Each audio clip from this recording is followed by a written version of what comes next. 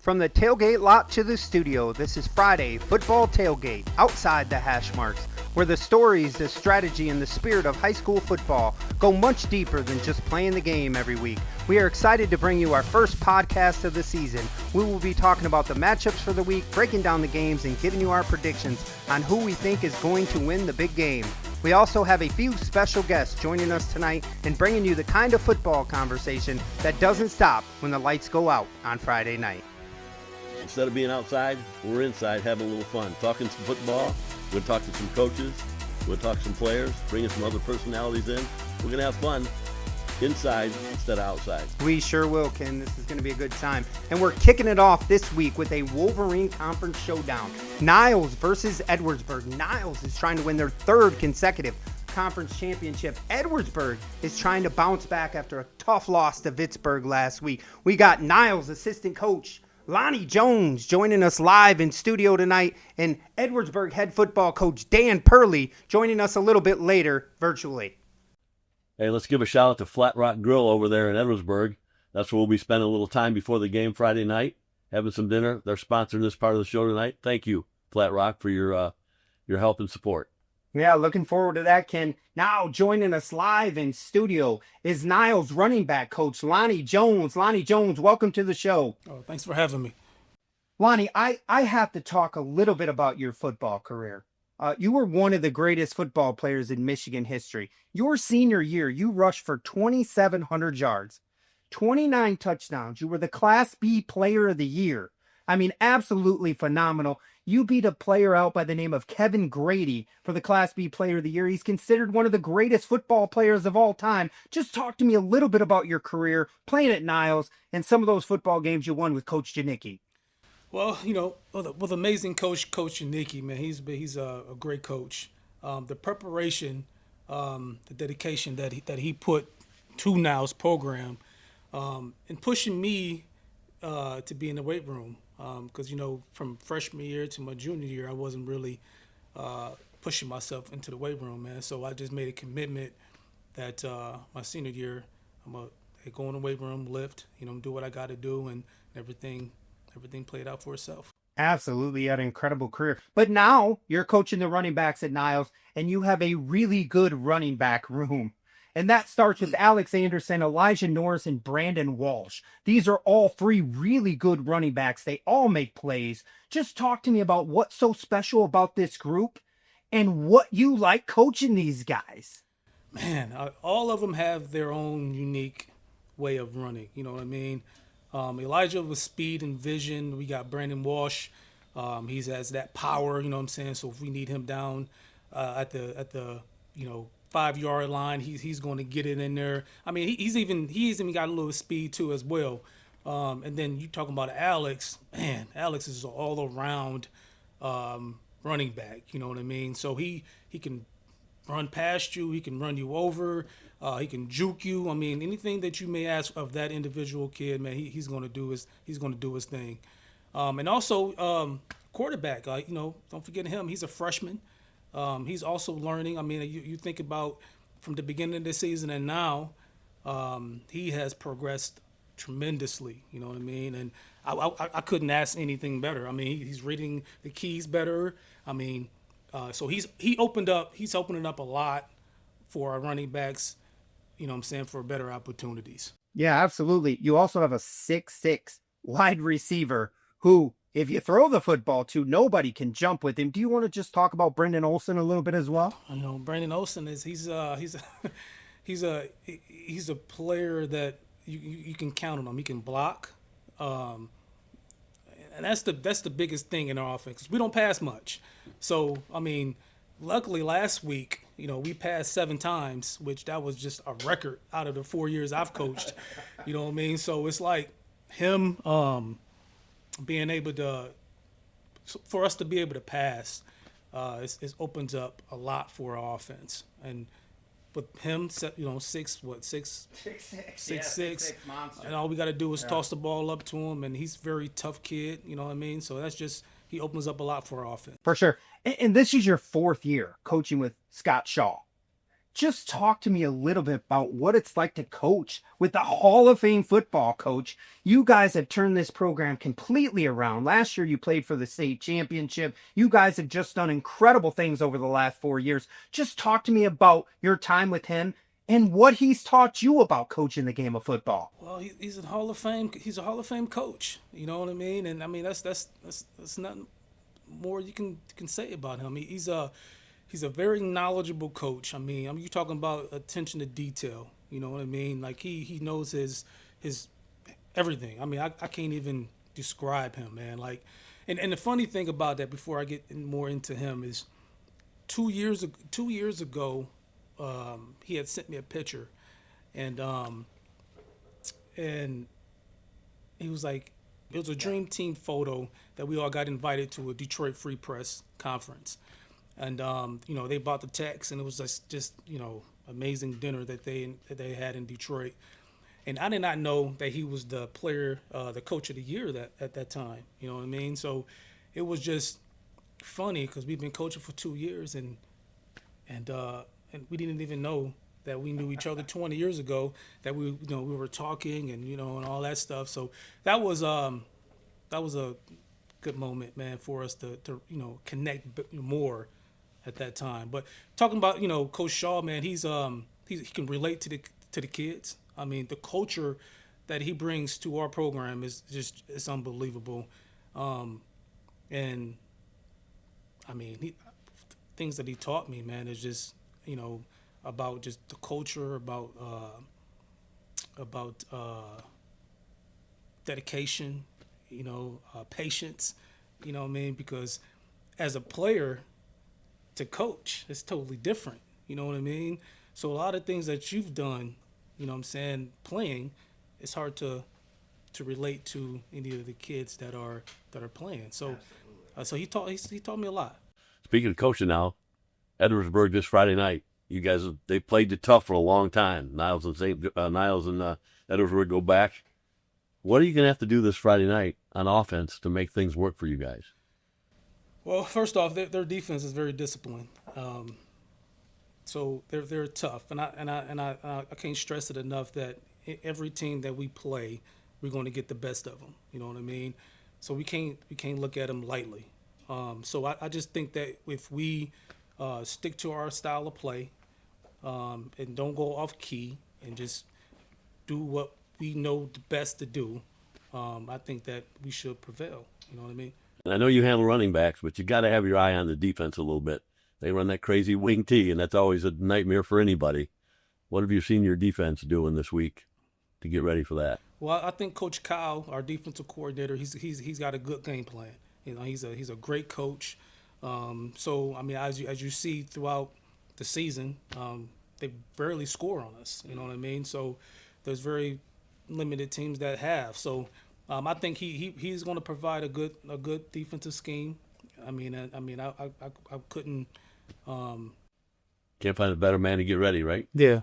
You see anything different preparing for Edwardsburg and preparing to get 9-0? You guys talk about any of that stuff, or just business as usual? Just business as usual. I think the kids are more focused this year because this is like a rivalry game for us. Right. I think there's tension. I think there's always been tension between Niles and Edwardsburg. It felt like so they've been locked in. Either the weather's been kind of funky this week, but we still get out there and we still practice hard. You know what I mean, and get prepared for Edwardsburg this week. And Lonnie, real quick, you guys technically won the conference championship last week, and I was hanging out with some of the football coaches. They will not claim that conference championship because Paw Paw still has an opportunity to split the conference championship if you guys were to lose this week and they were able to win. So you guys want no doubt. There was no celebration last week. Just talk to me. Is there any extra pressure playing for an outright conference championship this week? We try not to put too much pressure on that at all. We make a point of just be like, hey, what's at stake? You know what I mean? We have, we can be 9-0, you know what I mean? At the same time, we can have home field advantage, playoff home field advantage. You know what I mean? So we don't stress enough about, we don't want to tie it. You know what I mean? We work hard throughout the season to tie a conference championship with, with someone else. So we're just going to go out and do what we do best. Yeah, absolutely. And home field advantage could lead all the way through the regionals. Lonnie Jones, thank you so much for joining us outside the Hashmarks. Thanks for having me. Appreciate you. Now joining us on the show, Edwardsburg head football coach Dan Purlee. How you doing, Dan? Welcome to the show. I'm doing good. I appreciate you guys having me on. Yeah, thanks, Coach. How's it been going this week for you? It's we came off of a difficult loss, so you never know what the mindset of your team. But we've been back to work as normal. We know we have a big challenge on our hands Friday, and just focusing on us and continuing to grind away. Dan, this is a fun football show here, okay? So I need to talk a little bit about our history and how far we go back. The first time I seen you were hitting 400-foot moonshots on a slow pitch softball field. Then we were playing Saturday morning basketball at 8 a.m. I know you remember that. And then most recently, you and I were hanging out at the gym when you were contemplating taking this Edwardsburg job. So we go back pretty far. I'm really proud of all your accomplishments at Cassopolis and Edwardsburg, and I just want to say you've been doing some really great things. Well, I appreciate that. Yeah, we go back a little while, Brent, and we've had some good times. And, I've kind of moved past those softball days, but I try to stay active as much as I can. Absolutely. Coach, Edwardsburg has been a really good football team for a long time. But I think it's important that people understand that when you took over this football program in 2023, you had just lost 30 seniors. Can you just talk to me about that process and where you think you are in year 3? Well, yeah. I knew it was going to be a challenge when you lose a class of that caliber. Things, it's tough. And, I wish we were a little further along with where we're at, more so in terms of numbers. I feel like we're doing the right things. We only have 4 seniors this year, which is a little bit disappointing, and obviously makes things really difficult in the Wolverine Conference. But we've got a strong junior class, and we've, had some sophomores come up and play good minutes for us. I guess the biggest disappointment maybe is where the numbers are at. But I think after this year, we should be in a little bit better shape for each class, and hopefully that just continues to grow. Yeah, that high school sports right now in football, numbers are tough everywhere, I think, especially when you're kind of new and you're getting things rolling. But you're used to that. You're going to back, like I said. The bad thing is, Coach, you only have 4 seniors. The good thing is next year you're going to have all those kids back. Well, yeah, that is exciting to think about. We've got like I said, we've got a strong junior class and a strong sophomore class. So we anticipate, a varsity roster of seniors and juniors next year, somewhere in the range of 45. That's what we hope for and anticipate. Obviously, you lose some kids every year, but we're hoping to be in that 40 range with juniors and seniors next year. And you got to like your chances when you can, take the sidelines on a Friday night with 40 juniors and seniors. Yeah, absolutely. Coach, I want to talk about Niles a little bit. Obviously, this is a very good football team. They're very good up front.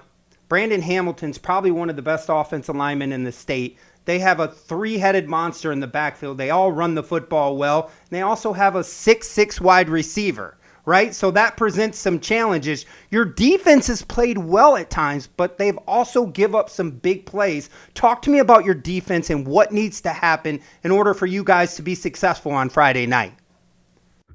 Yeah, I think obviously, just to reflect on our offense, we're a system-based offense. Our kids run it from an early age. And but defensively, that's a little bit differently, right? Different. You got to adjust to each team from week to week. And, we were a little fundamentally behind on the defensive side of the ball. So we're still working on techniques that, that we should have probably earlier on. So, yeah, defensively, we've had some challenges. we've got some deficiencies. And again, we've talked about how young we are. We're a young football team. And I think we've gotten better defensively throughout the course of the year. I thought 2 weeks ago against Three Rivers, we played our best defensive game. I've got one of the best, if not the best, defensive coordinator around in Randy Brooks. But so we'll just we'll keep working and keep putting these guys in the best position we can. You mentioned the talent that Niles has. I mean, they're the best team in the area. I mean, they are loaded up front. They've got athletes. Hamilton is a game wrecker. Chase Brawley is a monster up front. We've got our hands full. So we have to be able to just pin our ears back Friday, not think too much, not play hesitant, and just get downhill and go, and just trust our eyes and our reads. So I've been hearing this a lot on football lately, both NFL and college. Complementary football is very important. I would assume your offense is going to have to be a little bit more than complementary to help out your defense a little bit. Absolutely. You go back to the St. Joe win. That was a huge win for us. And our offense, we snapped the ball with 4 seconds to go the whole night. And that was absolutely huge for us, controlling the football, chewing up clock.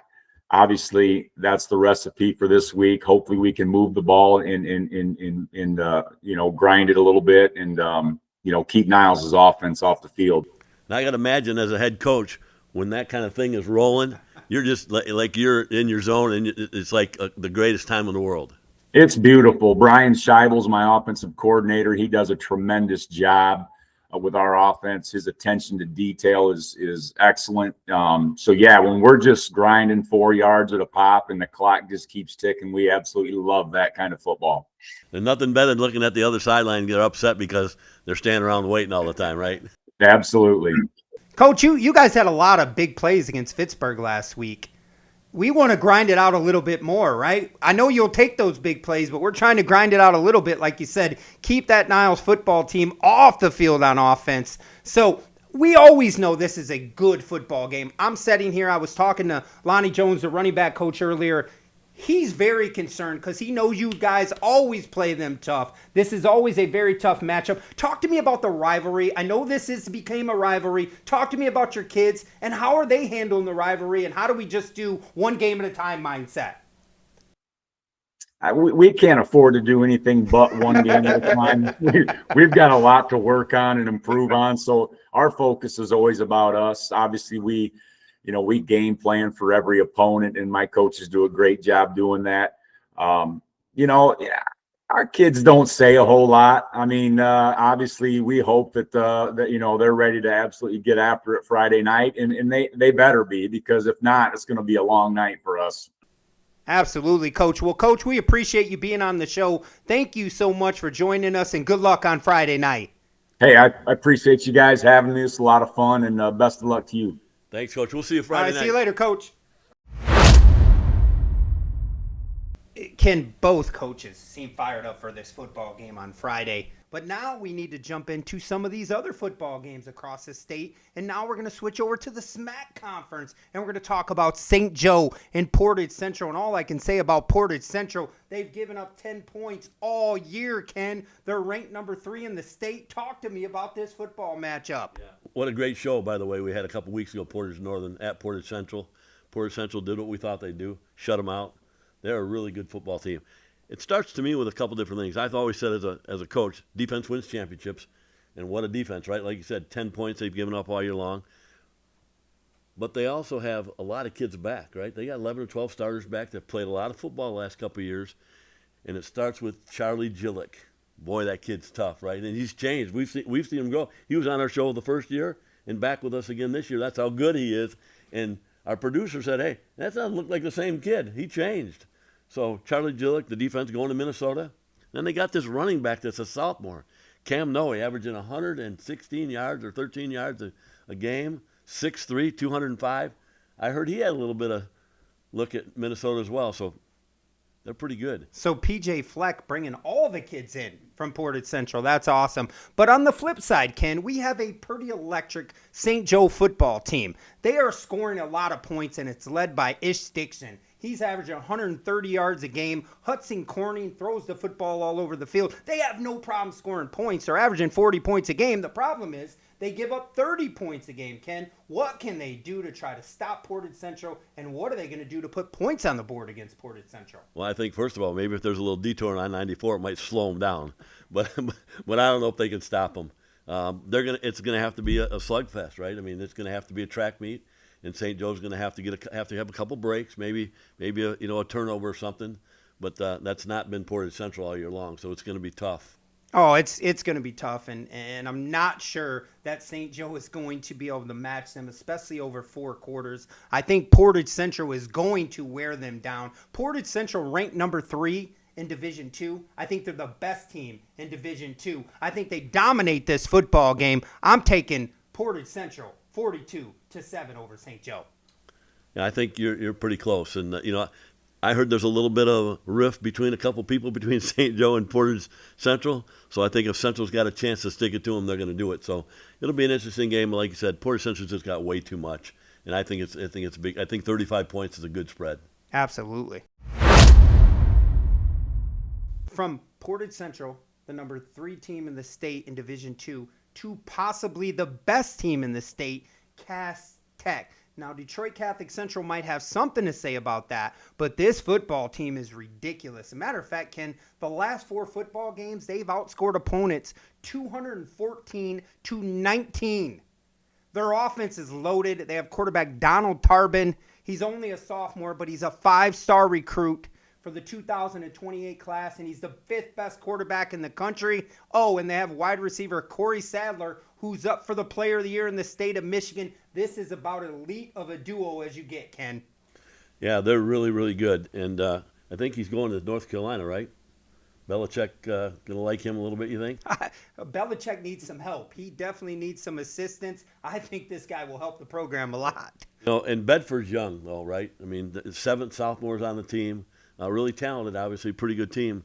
But I just think that that youth is just going to show its youth when they play Friday night. I think Cass Tech is just too good. Absolutely. And Cass Tech played Detroit Martin Luther King twice. And the only reason I bring that up is because that's a team that Niles might see in the playoffs, maybe in the state semifinals, maybe in the finals. And the first time they beat him by 5 points last week at Ford Field, they beat him up pretty good. But that's a very good football team. But Cass Tech is on another level and potentially the best team in the state. They're also ranked number 22 in the country. That's some good football being played out there. Yeah, and we talk about defense wins championships, right? Cass only giving up, 27 points or 29 points, and Portage Central giving up 10. I mean, we'll probably see them both at the Ford Field at the end of the year. Yeah, I think we will, and we could sit here and we could talk about this for a while, but I think Cass Tech wins this football game, and I think they win it easy. Maybe not the case in a couple years. Bedford's going to be much better when those sophomores grow into juniors and seniors, but Cass Tech, I'm taking 35-0. I'm going to go bigger than that, but you're usually pretty good. From the top team in the state of Michigan to 2 of the top teams in the state of Florida, American Heritage versus St. Thomas Aquinas. This is a top 10 matchup of 2 powerhouse programs, Ken, with stars all over the football field. Talk to me about this football game. Well, let's start with Heritage Jameer Dennison, averaging 111 yards a game, 9 touchdowns. This kid's good. And then on defense, they're led by Dylan Bennett, 9 sacks. 9 sacks. But struggles in the red zone, so we'll see. I mean, 9 sacks is incredible. I mean, anytime you get 9 sacks in a high school football game, but why the struggles in the red zone? I'm not sure what's going on there. That seems to be a little bit of an issue. Aquinas' only loss is to Modern Day. They're one of the top teams in the country every year. Their wide receiver, Julius Jones, nearly 1,000 yards. Wyatt Smith, listen to this. You guys aren't going to believe this. 13 sacks this year. High school football, that's absolutely wild. Ken, I mean, what do you got to say about 13 sacks in a season? You better put 3 guys on the left side against him every time because it sounds like he's coming through anybody right now. Yeah, Ken, this is going to be a great football game. But who are we taking to win this football game tonight, Ken? I'm going with Heritage. You know what? I'm not going to go with Heritage. I'm going to go with St. Thomas Aquinas, the higher-ranked team in the state of Florida. But I think it's going to be a close game, 28-14. But look out, this is going to be a great one all over the nation. Ken, we went from two of the best teams in Florida to the best team in Nevada, Bishop Gorman. Let me tell you how I know about Bishop Gorman. I watched a quarterback show called Quarterback One back in the day with a guy by the name of Tate Martell. What did Tate Martell do? 3 national championships, 45-0 as a starting quarterback. I couldn't believe it. He went to Ohio State. He never in college, but he's the greatest high school football player I've ever seen. But this football team is really good. They got 1 loss. They also lost to Modern Day. Modern Day just beats everybody who's ranked in the country. They also have 5 shutouts this year, Ken, and Prince Williams, 12 sacks, and Jet Washington has 5 picks for Bishop Gorman. Shadow Ridge, 7-1, right? So pretty good. But I'm not sure if they played anybody yet. The test is still out there. Trevin Young averaged 113 yards a game, 13 TDs. Pretty explosive player in his own right? But competition gap might catch up to him this time. I think there's a huge competition gap. And unfortunately, I think you could say Bishop Gorman is an FCS school versus Central Michigan. I don't know. But even though they're both 7-1, you know what? I think Bishop Gorman is going to roll in this football game. And maybe, Ken, what do you think? Are we looking at Bishop Gorman, Cass Tech, for a national championship at the end of the year? Very possible, right? I mean, that's the world we're living in. That'd be a fun matchup. I think that'd be a phenomenal matchup. So what can we say? We had a wonderful time breaking down games. What do we think? Niles, the wing T, how's that turn out, Ken? Well, like Coach said, there's a little rivalry going. I like that. They're close by, and both teams have an excellent tradition. Niles has been getting better, right, last couple of years. Coach has got him going at Edwardsburg again, turning around in the right direction. But I just think Niles right now is just, with the experience they've had, with the program they've had with Coach Shaw the last couple of years, they got a lot of kids back. They got some big kids up front. They got a brawly in there. That's always a good thing, right? And so I just think Niles has got too much for him this year. I think Niles will take him. Yeah, I think Niles has too much for Edwardsburg. And honestly, Niles is a top 45, 50 team in the whole entire state, and they're Division III. This is a very good football team. Edwardsburg gives up far too many big plays. I think Niles rolls 42-14. I know Lonnie Jones might not want to hear that because he's in this studio, but Niles is the better football team, and they're going to win the football game. Is Portage Central a real threat to win the state championship in Division II? Oh, absolutely. I mean, Southwestern Michigan's got a couple of them, right? Niles was there last year. They got a lot of kids back. Their path looks good, at least through the first 2 or 3 rounds. And Portage Central, like I said, I'm going to stick to this. I love this. Defense wins championship. And only giving up 10 points. 2 different scores, right? A field goal and a touchdown all year long. That's pretty impressive. And you know what? The weather helps defense as we get going on later here in Michigan. So they're really good. Ken, if there's a matchup I want to see, it's Portage Central versus Orchard Lake St. Mary's.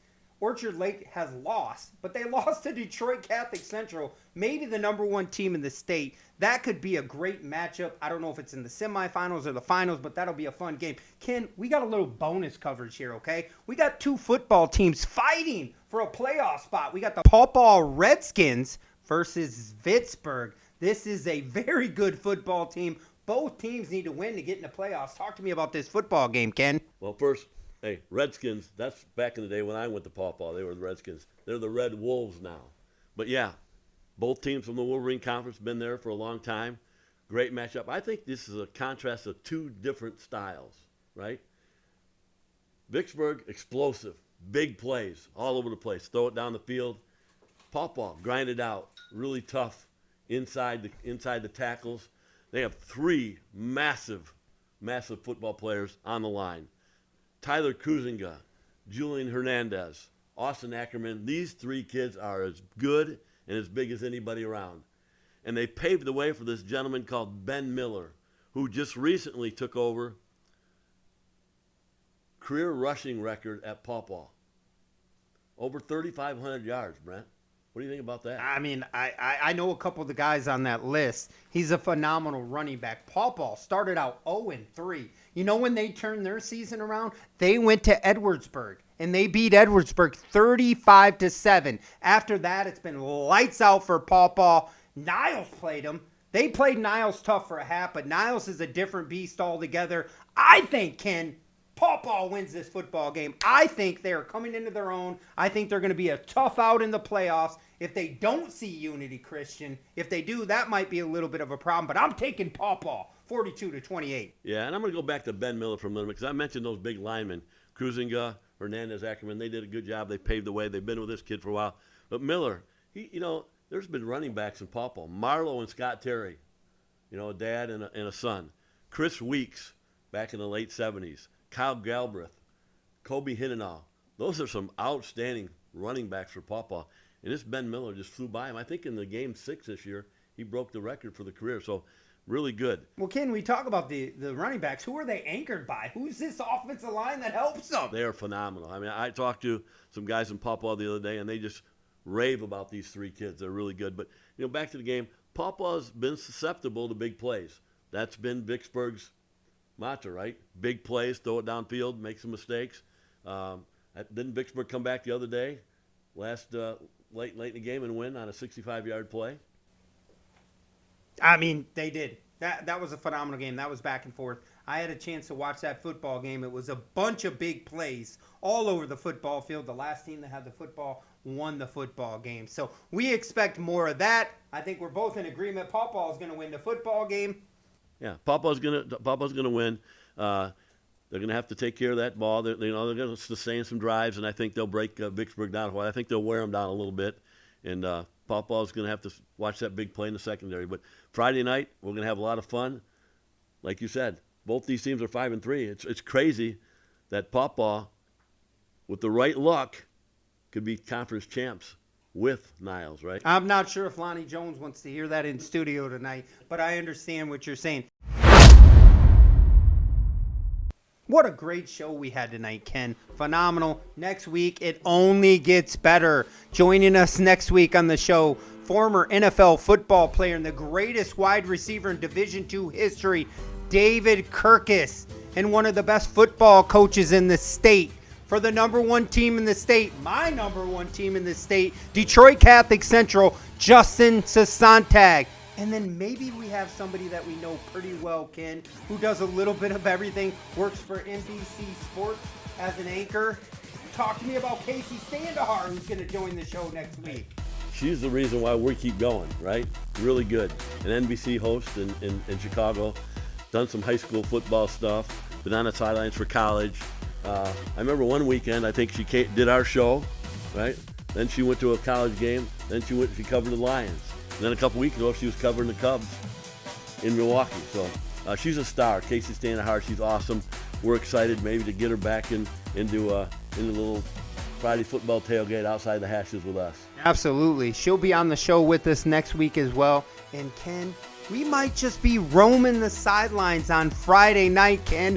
Where are we going to be at roaming those sidelines? I'm not sure, but to give you a little hint, I'd just like to give a shout out to Flat Rock Grill out of Edwardsburg for helping sponsor this part of the show.